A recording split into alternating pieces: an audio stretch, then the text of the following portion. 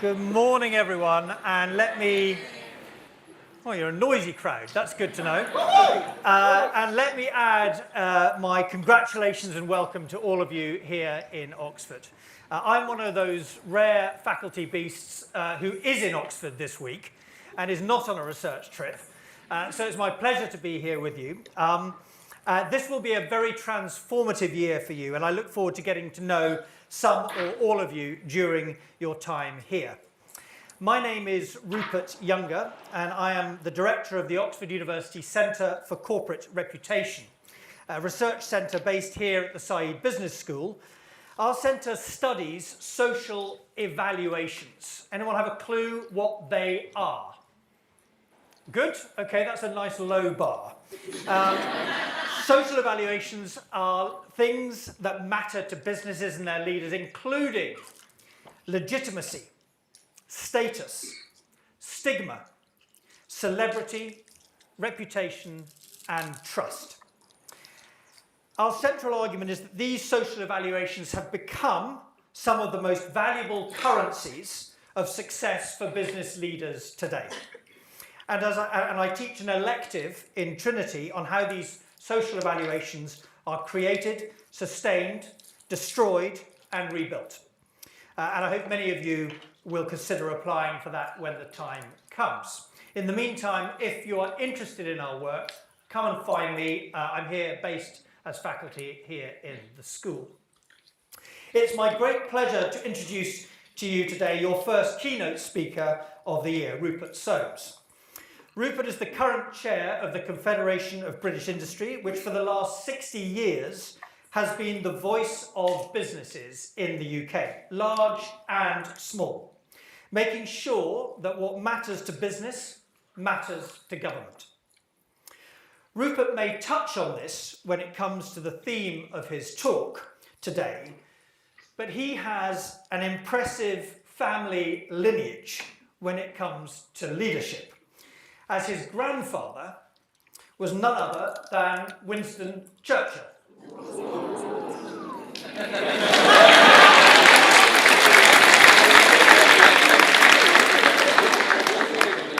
You can see the family resemblance. Rupert himself is no stranger to leadership in troubled times. He was appointed chair of the CBI amid a period of crisis for the organisation following allegations of sexual misconduct by staff, resignations of a number of high-profile member companies, and sharp questions about its governance. His was, however, an inspired appointment, bringing much-needed wise counsel, leadership experience, and business credibility to the process of restoring the reputation of this vitally important organisation. Rupert has been one of the longest-serving public company CEOs in the UK, having been CEO of Aggreko, a world leader in temporary power, for 11 years, and Serco, a major provider of services to governments around the world, for 9 years. Today, he's the chairman of Smith & Nephew, a FTSE 50 medical technology company listed here in the UK. And of course, his most important role here with us at Oxford, his alma mater, is his role as a visiting fellow at the university. Rupert, thank you very much for being here with us today. Over to you.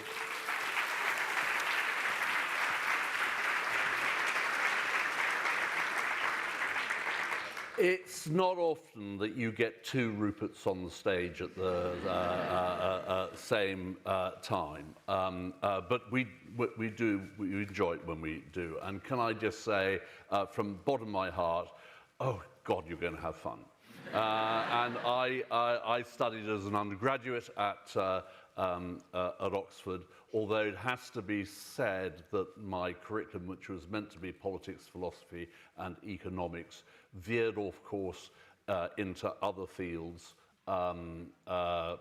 which are unmentionable.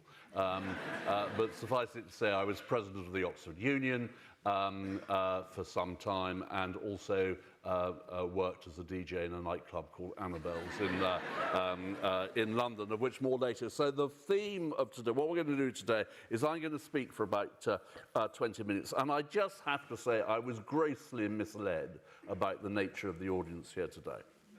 I was told that this is your first day, you're going to be shy, a little bit, it's a bit difficult atmosphere. What do you mean shy? I've never heard such a loud noise.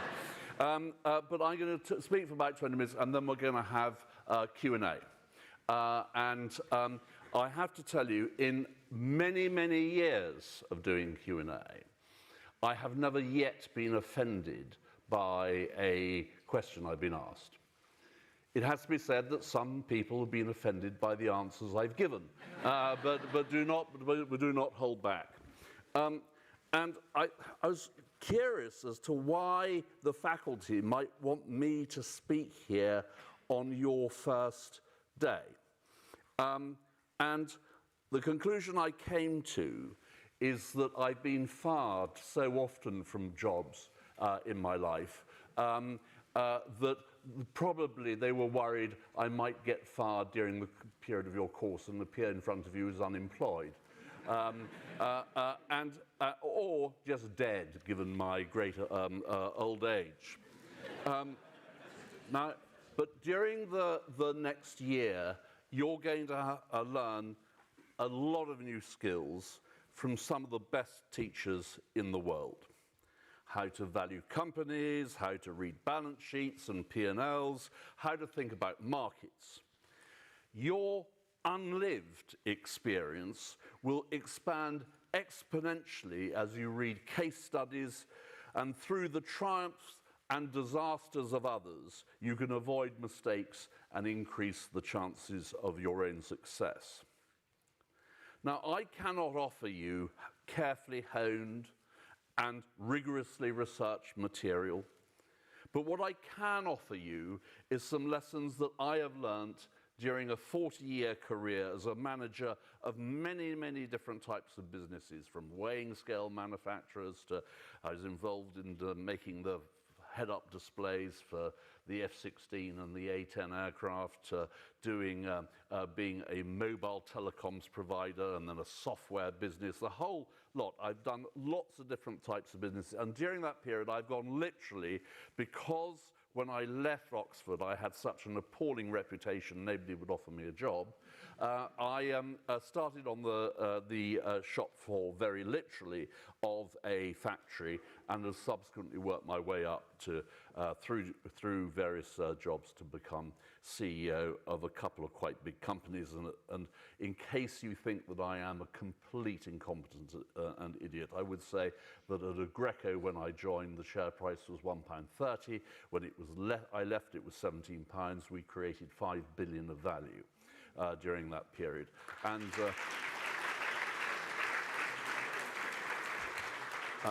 at Serco, which when I joined employed 100,000 people, was in the midst of a horrific reputational crisis. It is sometimes said that the thing about Rupert Soames is he runs towards gunfire. What I do, I tend to get chosen when nobody else wants to do a job, and if in desperation, call for Soames. But so think of me as something of a chaotic 40-year case study. And during my talk, I want to address some of those fuzzy things which have been important to me in my career, and nobody ever taught me. Nobody ever said to me these things, and I kind of had to pick them up for myself. And I actually think, in all seriousness, it's clever of the faculty to have someone to start off the course by offering you some very un-business school-like ideas. I suspect you won't hear the like of this, well, you hope you won't hear the like of this again during the course. All the other speakers will be much cleverer, more astute, and better organized. But I'm going to focus on a few things, a very few things. The first is self-knowledge, The second is the role of culture in business. The third is dealing with change at work. And finally, I'm going to speak a bit about luck. Now, my first bit of advice is to know yourself. And if you don't know yourself now, spend some time over the next year trying to get to know yourself. You've got an opportunity over the coming months to test what sort of career you really want to have. And put it another way, after all the investment of sweat and equity that you've put into this course, you don't want to leave it without a pretty good idea of what you want to do with it. So try and establish what sort of person you really are and what you enjoy doing at work. Now, many of you, most of you probably, have already been in the world of work for some time, and you will have got an idea for stuff that you enjoy doing.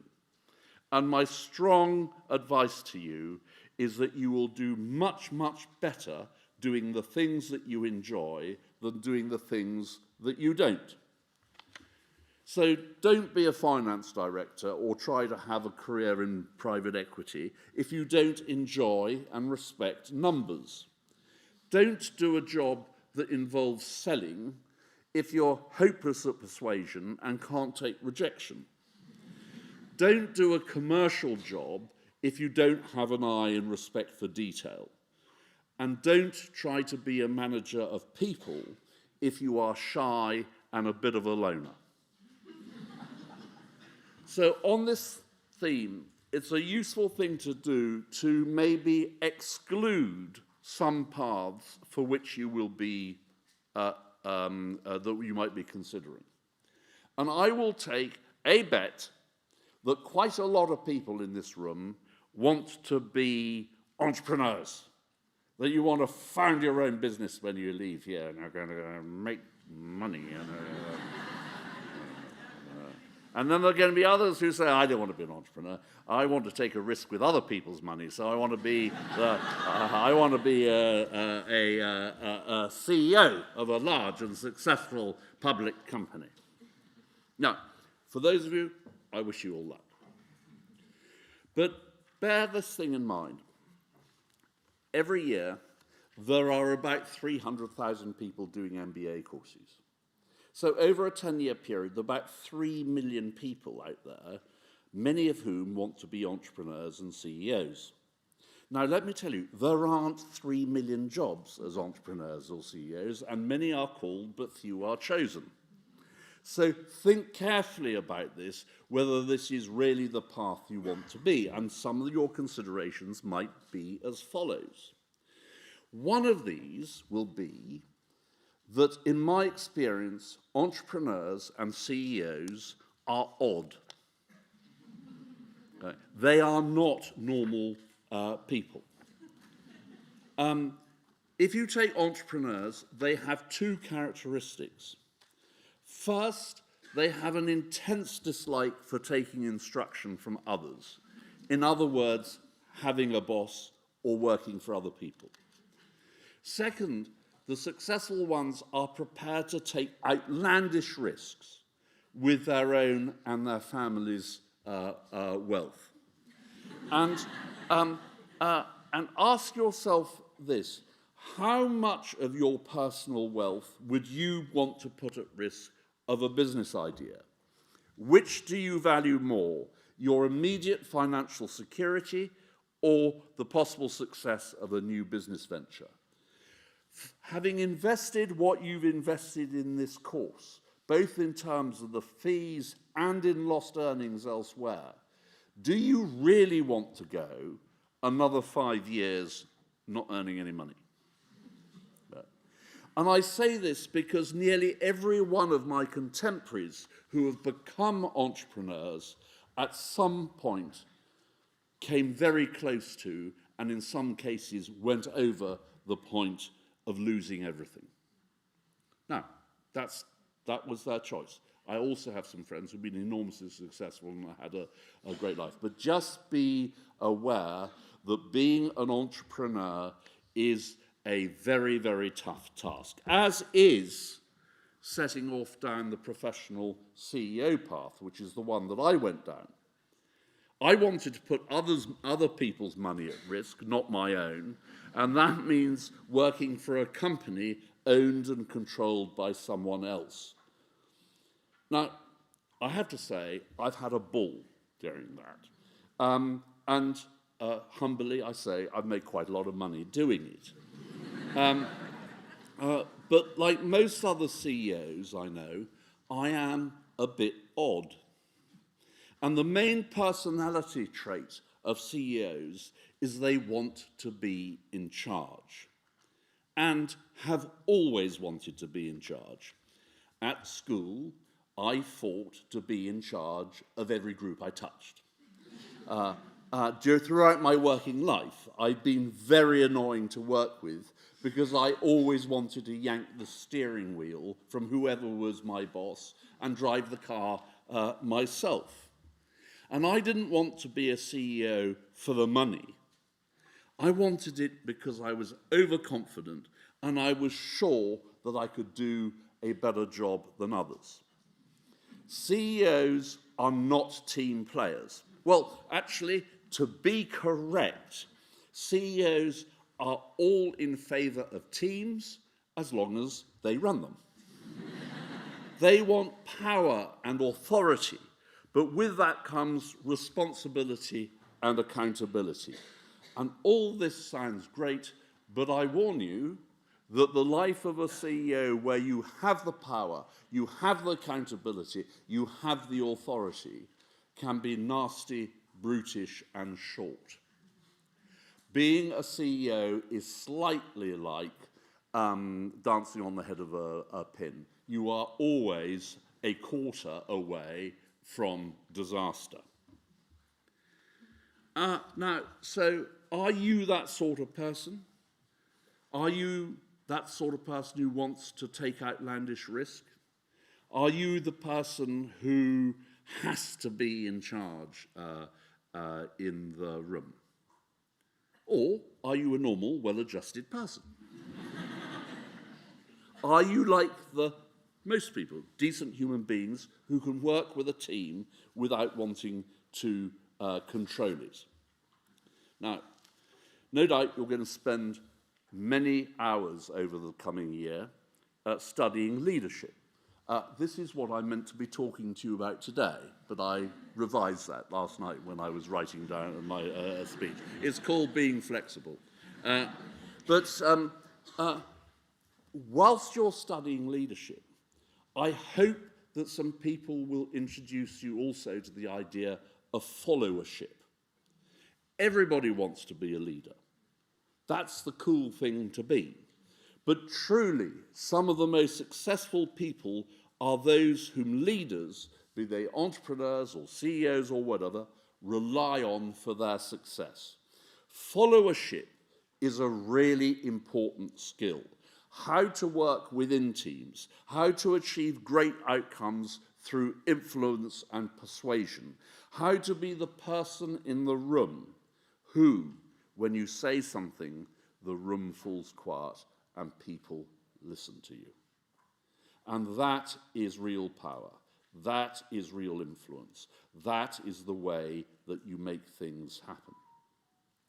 And the good news is that if you decide to follow this route of being an enabler, an advisor, a team member, a getting things done person who is useful to others, to corporations, to CEOs and entrepreneurs, you will likely earn a great deal more in the next 10 to 15 years than the others will.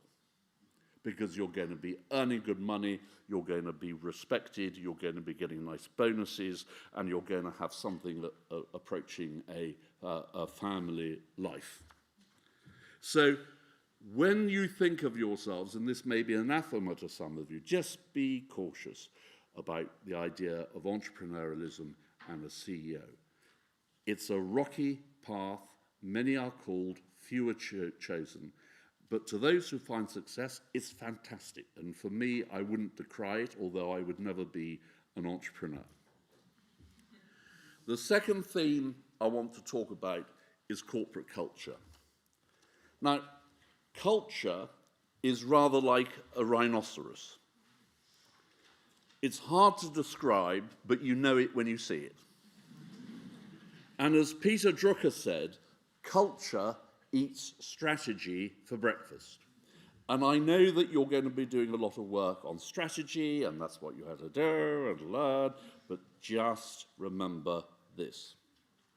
A company has assets, be it customer relationships, intellectual property, or physical things, but it is people who mobilize them and deliver products or services that others are prepared to spend money for. And what determines the effectiveness of people, apart from the aggregate of their talent, is the corporate culture. Culture can bring discretionary effort, people working harder than they need to, effective collaboration, people working closely together. It can bring innovation, agility, it can bring loyalty, it can bring commitment to customers, and it can bring this magical thing of people doing the right thing when nobody's looking. And let me tell you, when you are running a show, when you are running a business, being assured that you have a good chance. I mean, when I was running a Serco in government services, I used to regularly get called in by ministers who would say something had gone wrong and say, "No, Mr. Sanders, I want you to assure me that this is never going to happen again."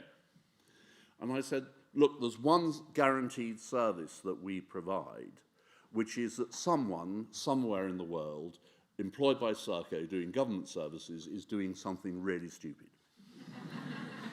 Because if you employ 100,000 people doing it, they will. Okay, so there we go. So,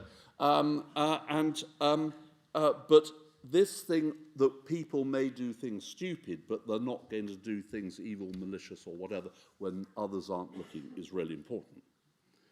But culture can bring other things. It can bring company politics. It can bring finger pointing. It can bring learned helplessness.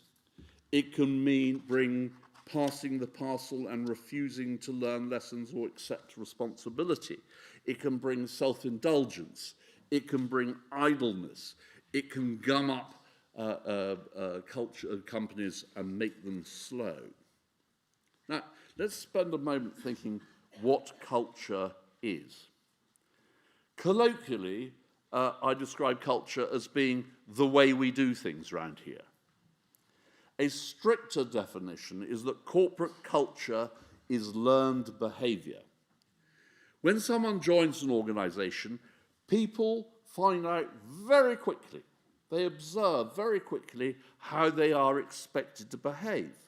What gets praised, what gets scolded, what gets eyes rolling in meetings, what gets noticed, what gets ignored. And people learn this. They are acutely observant. They learn by watching. Well, people think that they learn by listening. They don't. They learn more by watching what people do. And you, as future leaders, entrepreneur or team members, will be someone that other people watch. Your behavior and your reactions will be closely observed by your peers and colleagues. Your words will be listened to, but your behavior will be watched more carefully. Your non-verbal communications, the rolling of an eye, the disrespect that you show to somebody when they are presenting and you are catching up with your email. All these will be noticed and all will be contributing to the culture in your workplace. So one of the things I tell people who aspire to be managers is this: do as you would be done by. If you want people who work with you to work hard, you work hard too. Set an example. If you sincerely believe that delivering great customer service is really important, you deliver great customer service. If you do not want people to cheat and lie about their holidays, you don't cheat on your expenses and lie about your holidays. If you want your people to work in the office more than 3 days a week, you work in the office 4 days a week. It's called setting an example, and nothing is more corrosive to respect and trust than people who secretly believe that what they want people to do is do as I say, not as I do. And there is one particular behaviour I want to mention, which is loyalty. And a common mistake ambitious managers make, and one that I made early on in my career, is to believe that if you're leading a team, and particularly in the, teams, develop gossip, are probably inherently a bit disrespectful to their leaders. They think that things are being, this bloody company, and, and everything's slow around here, and have you seen, why can't the IT so bad, and everything like that. And people managing teams sometimes fall into the trap of believing that they will get more respect, more kudos from their team if they join in that bitching around the company that they and their peers, that they join in the fun of criticism, and that their reputation within their team is going to be elevated if they say, oh, yes, I know, it's absolute crap. And that's our CEO. Got another meeting with the CEO, eye rolling and that. They think that this is going to buy them respect with their team. In fact, it is completely the opposite reaction. Completely the opposite. You lose respect if you don't stand up for the company. You lose respect if you join in the bitching and it is very, very quick. And I remember well when I was working for a company called Misys, which was a software company. And I was there for 5 years. And for 4 of them, I worked with the confidence that we had a really good board and a good executive team, and that they were all pulling in the same direction.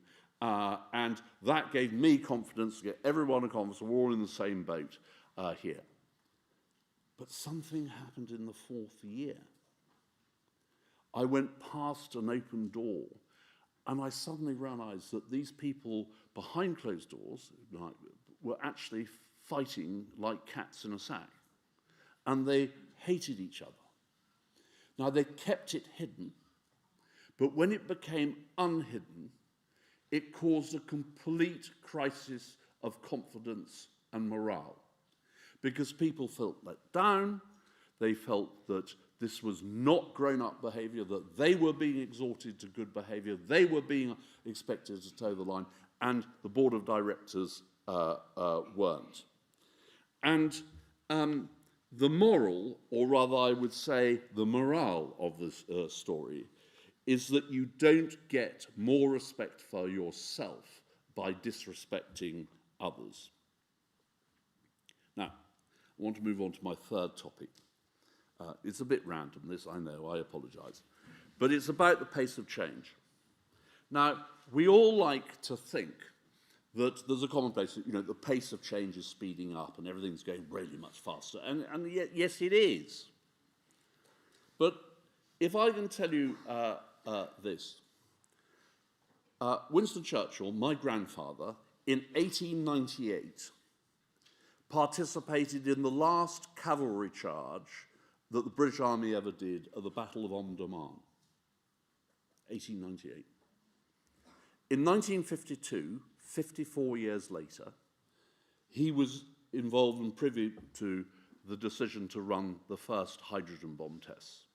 And of course, he also was privy to the decision to drop the bomb on Hiroshima and Nagasaki. And we think that we have change to deal with. Just think of the Industrial Revolution. Between 1780 and 1840, 60 years, the workplace for hundreds of millions of people went from being the field to the factory. and steam replaced so much of human labour. These sorts of changes and things have happened before. And when I look back at my career, and when I started working, has anybody here even seen a telex machine? I mean, a telex machine, it worked really well. It was a typewriter with a printer, and you went, and it came out the other end, like that. And, you know, it was a piece of wonder and glory. It worked really, really well, except it was very expensive, very clunky, and got knocked over by the fax. But when I started work, telex was the form of communication between companies. When the fax machine came in 3 or 4 years later, in a site of 3,000 people, there were 3 fax machines, and you had to book a slot on the fax machine a day in advance. I was the first person on that site to get a computer on my desk. And now I have an iPhone. So God knows what's going to happen. There's been enormous change in my lifetime. And I think that one of the pieces of advice I would maybe give to yourselves is this. Imagine if your name was Rupert and you were invited to come and speak here in 30 years' time. What you would be doing reflecting back on the changes in your career and what had happened. Now, I know that when I was in my late 20s, early 30s, I had no idea of the sort of changes that would happen in the next 20 years. I couldn't have conceived it, just as Winston Churchill could not have conceived what an atom bomb would do when he was charging on his horse at the Battle of Omdurman. So I don't expect you to have a clear vision of how things are going to change in your working life in the next 30 or 40 years. But what I do implore you is follow the advice of Wayne Gretzky, who was one of the great ice hockey players of all time. He said, look where the puck is going, not where it's been. And having that idea of looking where the puck is going, seeing where the things, that is your job. That's the key to it, is that trying to jump onto it. And then I want to turn to something that's linked to that, which is the role of luck. The role of luck in your careers. Now, if I may just pause and hesitate, even at your age and stage, you will know some people who have had really bad luck in their lives. Tragedy even, but also just sheer bloody bad luck. And when J. Paul Getty was asked the secret of success, he said, rise early, work hard, strike oil. And there's a profound truth in that about that rising early and working hard is not enough. You have to strike oil. And to do that, you have to be, alert and open to the idea that opportunities might be out there. And in passing, what I may say, one of the things that I absolutely loathe is when people assume, when they are asked, why they've been so successful, they ascribe it to hard work. Let me tell you, when I was at Serco, I employed 100,000 people, most of whom were really poorly paid, and they worked like hell. They worked for shit wages in many respects. Don't quote me on that. But poor wages, working really, really hard, delivering good services. For a lot of people, it was their third job. Okay. To say to them, oh, well, if you worked a bit harder, you could have been more successful. It's completely insulting. And luck comes in many forms. It comes in the accident of birth and the talent and the education you've got and the support you've had in your upbringing that has landed you here. Able to have the privilege of a course here. Two things. First of all, do not decry the people on whom the sun of luck has not shined so brightly. But one of the tragic things that can be is that if you don't remember the words of Shakespeare's play Julius Caesar, which is that there is a tide in the affairs of men which, taken at the flood, leads on to fortune. Now, you're grown up enough to know why he referred to men. It's just commonplace, men, women, whatever. But there's a tide. You will see opportunities going past your nose. Remain open to those. Keep your eyes and ears cocked to opportunity.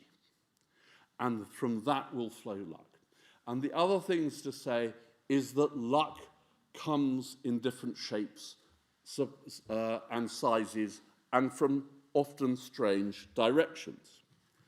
For me, my greatest pieces of luck were being called not once, not twice, but 3 times into the HR department and told that regretfully the company felt that it could crack on quite nicely without me. The first time I was unemployed for a month. The second time for 3 months. The third time I was out of work for a year when I had a huge mortgage and 3 children at private school. And that was quite tough. But it was that luck that, by luck and great fortune, that I ended up as the CEO of a public company called Agreco, from which I had an amazing time and great fun. So I think that the other thing I would say on the idea of success, and linked to the point about luck coming luck might be associated with what's called failure. Just remember what Winston Churchill said. Success is not final. Failure is not fatal. It is the courage to continue on that counts. Now, one of the things I'm sometimes asked is, do I have a favourite? I love words. And if any of you have a chance to buy a book called Letters of Note, there's a wonderful letter in there from a man called Robert Piroche, who wrote a job application to be a scriptwriter, and it's all about words. It's just wonderful. But another bit of words I'd like to commend to you was written in 1895 by somebody called Rudyard Kipling. And it was not intended for publication. It was written to his son as words of advice. And it's called If. And it's easily accessible on the internet. It is couched, I warn you, in highly Victorian, misogynistic terms. It talks about a world that is dominated by men, but that is what the world was like. But it contains some wonderful, wonderful ideas. The thought that that you have to have resilience, you have to have determination, you have to have courage, but also balancing that, you have to have the openness of mind to bear in mind that other people might be right, and that being open to that possibility is important. And being able to deal, as I mentioned, with triumph and disaster, and as he says, treating those 2 impostors just the same. And looking at people and the world straight in the eye. Anyway, I commend it to you, and on that basis, I'm going to look you straight in the eye, and Rupert's going to ask some questions, and then you'll ask some questions, and I'll get appallingly embarrassed and probably burst into tears. Thank you.